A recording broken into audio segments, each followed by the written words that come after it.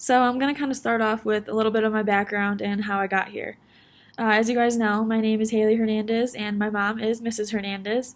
And she asked me to put this video together for you guys to answer some questions, kind of give you guys an inside look at the Olympic Training Center and some of the behind the scenes stuff that's going on for the Olympics and for the Paralympics.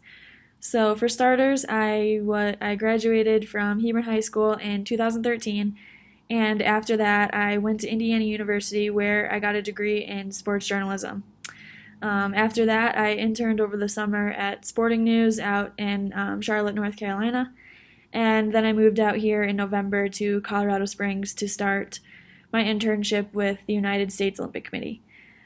My job is a digital media intern, and I'll kind of get into a little bit of that later. But I am covering the Olympics right now from Colorado Springs, while most of my bosses are in South Korea. So, the Olympic Training Center is actually a former Army base, and it is the training center for most of the indoor summer sports, and then a few select winter sports too. There are other training centers that are in Lake Placid, New York, and then in Chula Vista, California. So some of the outdoor sports are stationed out there, and then obviously the summer sports, most of them are in warmer places like California. The Olympic Training Center is used for training athletes, and they live here, they train here, they eat here. Everything is pretty much in one spot for them, and it's a pretty big complex. There are athlete dorms and a dining hall. There's a couple gyms, a couple swimming pools, and it can house up to 500 coaches and athletes at a time. So I live on complex at the Olympic Training Center, and it's like college dorm style. So we have a roommate. Everyone usually lives here that eats here. You get access to the gym and things like that. And some of the specific sports that are here are boxing, wrestling, swimming, Olympic and Paralympic cycling, gymnastics, judo, shooting, and other indoor sports and stuff like that. So, one of the unique things about the Olympic Training Center is that it is open to all athletes, no matter if they're from the United States or not. So, while I've been here so far, I've seen the Great Britain boxing team and the Polish boxing team come through that are here training, checking out our facilities, getting advice from our sports medicine and our sports staff trainers and things like that. Just kind of seeing how things work over here, trying to take back our best practices back where they're from so that they can use. That's just a really cool thing about the Olympic Training Center is that it's all about inclusion, that we allow other countries to come live here, stay here, train here, and eat with us just like the United States athletes do. That's what the Olympics are really about, is bringing all the countries together, and that's just a really unique part of the Olympic Training Center that you guys might not have known. So you guys are probably wondering, since I've been out here, who is the most famous athlete that I've seen or that I've met? And actually, USA Swimming is headquartered out here in Colorado Springs. So Nathan Adrian and Katie Ledecky were actually here a couple months ago. They were in for a camp and out visiting their headquarters. So if you've watched any Olympic coverage from Rio in 2016, you will have heard of Katie Ledecky and Nathan Adrian. They are two Team USA swimmers.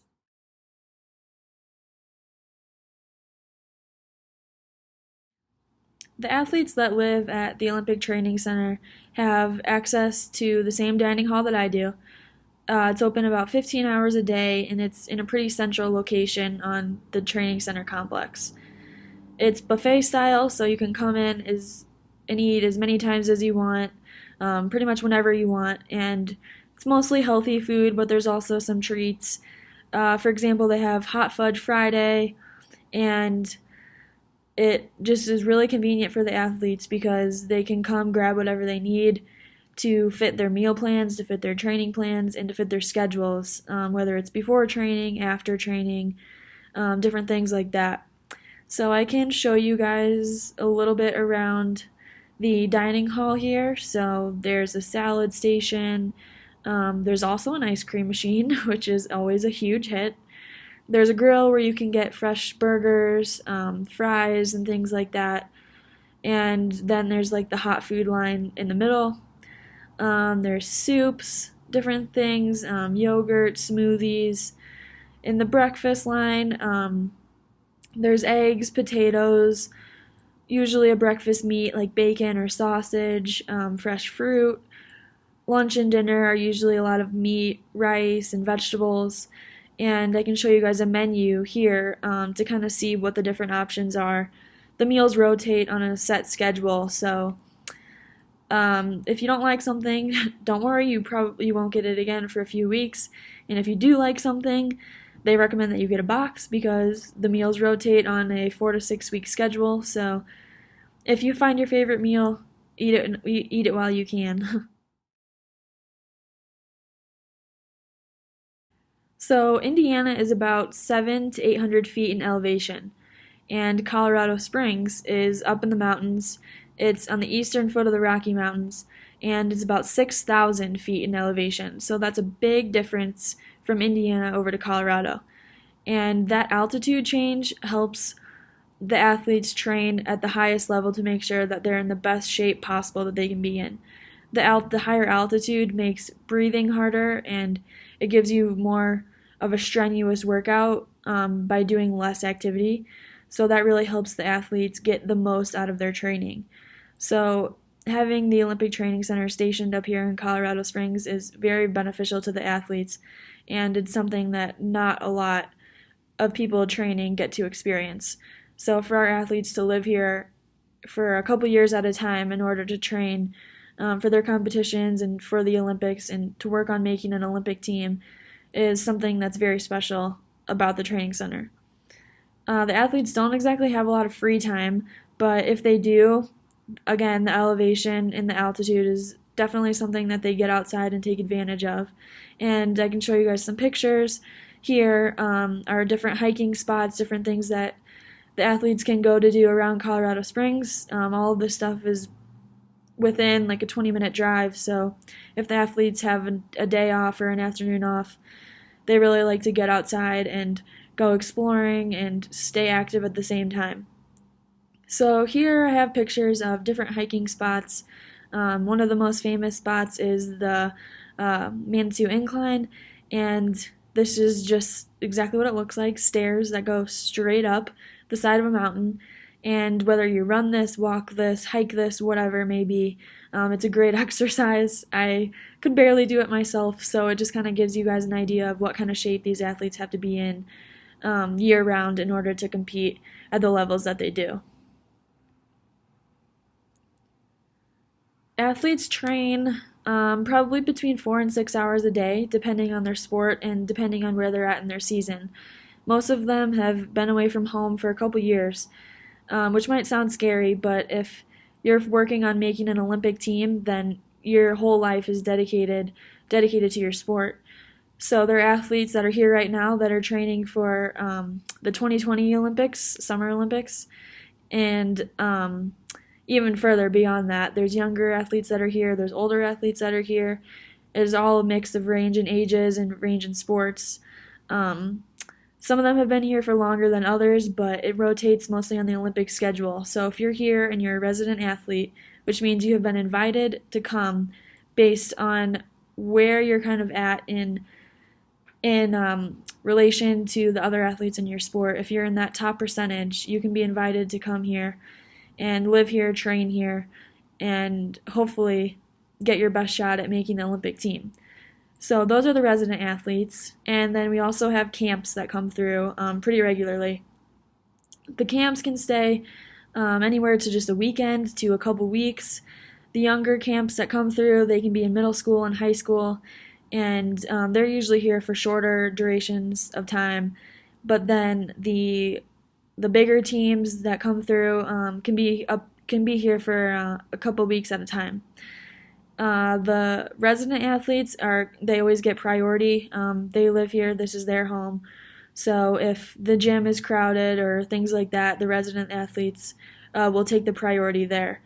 Um, a lot of them have a lot of the athletes that are in school, they have tutors or they're taking online classes, so they're still doing work while they live here, and while they're training. The younger athletes usually aren't here for that long, especially if they're in a camp, but there's study rooms all around campus. It's kind of like a college where there's places that you can go to do homework and do work, and usually all of the kids are in sort of the same classes just like you guys are, so they all do homework together and study together and things like that. The older athletes that are in college, like I said, they take classes online or they attend college locally here in Colorado Springs. I'd say the youngest athletes that are here right now are probably around 17 years old, and then we also have some athletes that are up in their 30s that are still here training as well. So, talking more specifically about the Winter Olympics right now, there's 244 athletes that are on the United States Olympic team. Now, this is the largest athlete delegation in the Winter Olympics history for any country. So this means that Team USA has the biggest Winter Olympic team ever. And that's huge for us. That's a great milestone. It wasn't anything that we really had planned, but the way that it worked out is a great thing for history and a great thing that Team USA has been able to accomplish. And another question that I had was what the athletes do about clothes and what they do about sponsorship. The athletes that have made the Olympic team get gear that looks similar to this. It has the United States Olympic team patch right there, and it's usually either Nike, Oakley, Omega, or Ralph Lauren are big sponsors.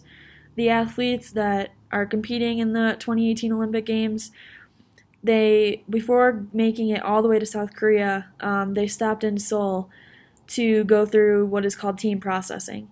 And team processing is where the athletes stop before they get to the Olympic Village to get all their gear, their uniforms, pictures taken, and things like that. And there's some pretty crazy numbers of the amount of clothing and shoes that the athletes go through. And let's see here if I can find it. There's 58,000 units of clothing that our 244 athletes will be receiving, and including coaches and things like that. That's a couple thousand pairs of shoes, and it takes about 5 days to get all these athletes through from start to finish. And there are tailors there. There are people that size all the clothing there for you. And it's kind of funny that they try on so many clothes that you're recommended to wear bathing suits underneath your outfit so that it goes quicker, because you can be caught up there for a few hours.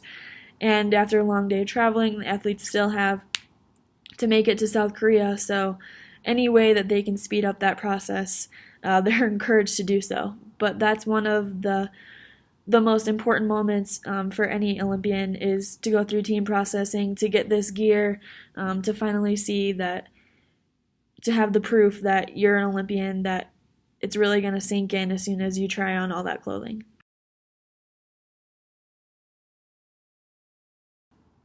So by now you guys are probably wondering, what exactly do I do? And my job as an intern for the digital media department is to help run the Team USA website and the Team USA app. And that consists of posting all of the content that you can find on the website. So every picture, every story, every module, all the ads and things like that, that's all what I do every day. And I do that by a content managing system, which is basically just the behind the scenes version of the website that you guys see when you search for teamusa.org. Now, I can show you a little bit about what a content managing system is. It's basically just how we input the information into this software in order to get it to show up on the website. It's a lot more confusing than it sounds, but it involves a lot of coding, a lot of HTML, and a lot of uploading pictures and files and things like that. Here is an example of what a story looks like on the back end. So this is what I'm putting together. And here's an example of the Jamie Anderson story where she won her gold medal. Now, on the front end of things, when I'm all published and when I'm all done with the project, this is what it's going to look like when the viewers go to click on it, and when our social media team pushes out the story, this is where they're going to be directed. So here I can show you guys an example of one of the athlete profiles that I created for Mirai Nagasu. And this pretty much just consists of gathering the information, gathering the data, checking to make sure that it's all correct and accurate, and then updating it as quickly as possible once she competes in an event, once she wins a medal, and things like that. So here's a look at her bio page that I put together, and again, we do this in the same content managing system that we use to post the stories in. So basically, this is what I do all day. Right now, during the Olympics, my shifts are from midnight to 9 or 10 a.m. So I'm working in the middle of the night because Korea is on a huge time difference than us. They're in a completely different time zone. So it's about 8 a.m. over there right now. And I'm working the nighttime in Korea, which is when the primetime events are going to be happening. And in order to watch these events, you can always check NBC, NBCSN, NBC Sports, and the Olympic Channel. And then also all of the events are streamed online at the link below that I just provided. So if your teachers let you, go ahead and feel free to watch some of the competition throughout the day. Again, just remember that Korea is on a 16-hour time difference, so they are actually a day ahead of us at some point.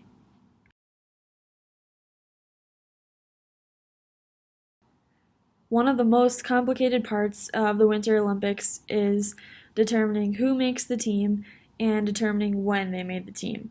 So athletes can qualify for the Olympics in a lot of different ways. It depends on what sport they're in, and it depends on the discipline. So for this example, I'm going to show you guys one of our documents that we use to help us determine who is going to qualify and when. And I'm going to do men's snowboarding halfpipe. So for this example, Shaun White is going to be our athlete. Now, looking at the document, it is based on top 3 finishes.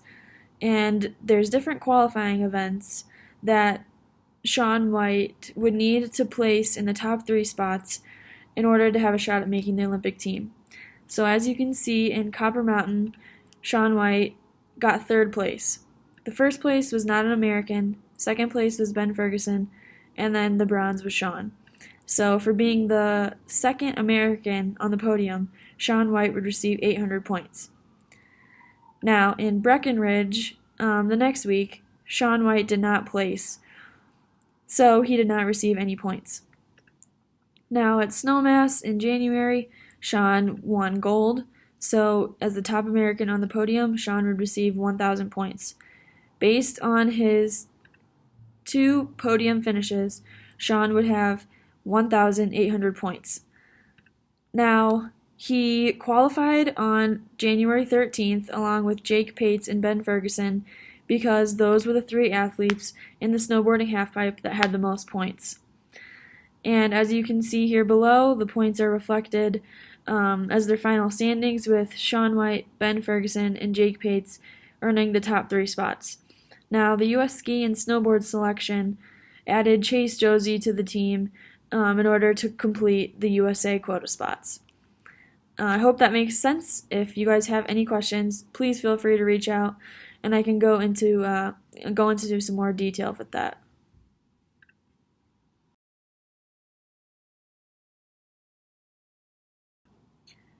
Now, I'm sure you guys are wondering, all these athletes, how do they get from point A to point B? What's their travel schedule like, and who's in charge of all of it? So actually at the United States Olympic Committee, at our headquarter office, we have a couple of travel agents that coordinate flights, that coordinate hotel, all the little details and things like that, that try to make it as stress-free for the athletes as possible. So when athletes were getting ready to head over to Korea for the Olympics, they all had different schedules of when they were going to be leaving, when they were going to be arriving, and things like that. So it's not like if I'm Gus Kenworthy and I need to go to the Olympics, I have to book my own flight, find my own hotel, and things like that. It doesn't work that way. We have a full staff that plans all of that for them, so pretty much all I have to do is show up at the right place at the right time, and everything else will be taken care of them. It's pretty cool just to think of how stressful traveling can be sometimes, let alone when you're going to a completely new country halfway across the world. So we just try to make sure that the athletes have as little to worry about as possible and that they get there safe and sound without any problems.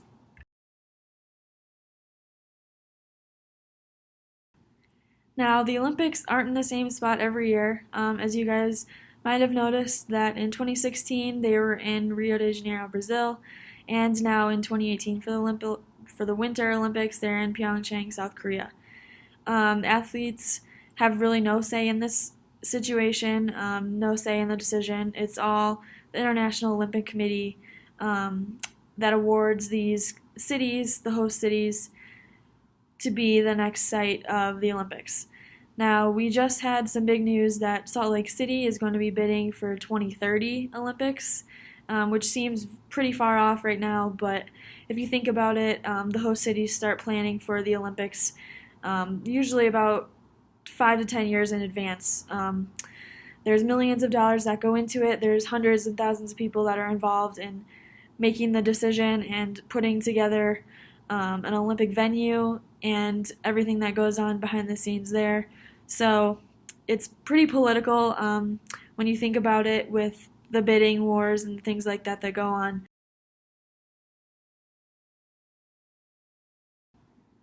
So as you guys know, the Olympics are going on right now, but what you might not know is that the Paralympics are coming up in the first week of March. And I just wanted to talk a little bit for a second about what the difference between the Paralympics and the Special Olympics. So the Special Olympics are more of an inclusion event for the athletes that have some sort of cognitive disability, mental disability, and things like that, other impairments. The Paralympics are for athletes with physical disabilities who have been injured, who have been born without limbs and things like that that are physically disadvantaged. These athletes are elite athletes, just the same as normal Olympic athletes are, and they're competing for medals, they're competing for records, and they're competing at the highest level in their sport. The Paralympic athletes also train here at the Olympic Training Center, and they have some of the most inspiring stories that I've ever heard. So if you guys are interested in that, I would suggest checking out the Paralympics tab at the top of the teamusa.org website, and there's all kinds of news and stories that you guys can learn about there. Their stories are just truly amazing, and they're really inspiring people that have defied all odds and taken every challenge that is thrown at them and use it to their advantage. And it's just a really cool concept for the Paralympics, and I think that it gets overlooked a lot, so I would really love it if you guys could take a minute to check it out and learn about these athletes a little bit more.